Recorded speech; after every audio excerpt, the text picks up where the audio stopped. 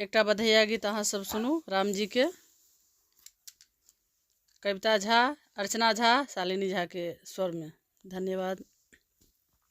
जन्म लियो रघुरैया अवध में बाजे बधैया।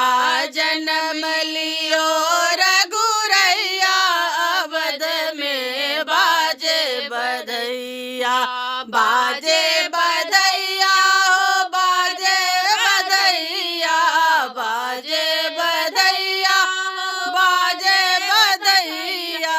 जन्म लियो रघुरैया अवध में बाजे बधैया। जन्म लियो रघुरैया अवध में बाजे बधैया।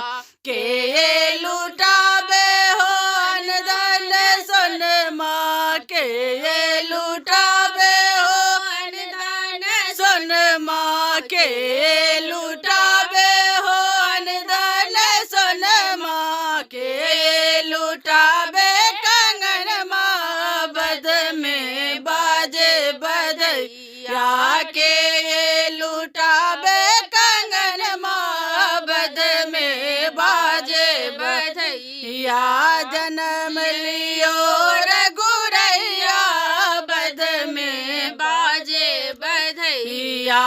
कौशल्या लुटावे हो अनधन सोनमा, कौशल्या उठावे हो अनधन सोनमा, कौशल्या लुटावे हो अनधन सोनमा। सुमित्रा लुटावे कंगनमा बध में बाजे बधैया।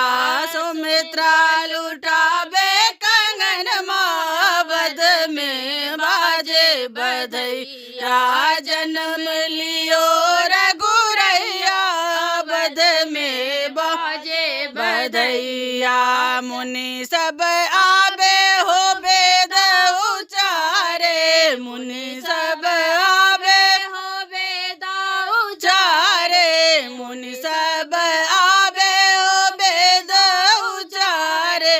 के कई गाबै बधैया बध में बाजे बधैया। के कई गाबै बधैया बध में बाजे बधैया। जन्म लियो रघुरैया बध में बाजे बधैया। जन्म लियो रघुरैया बध में बाजे बधैया।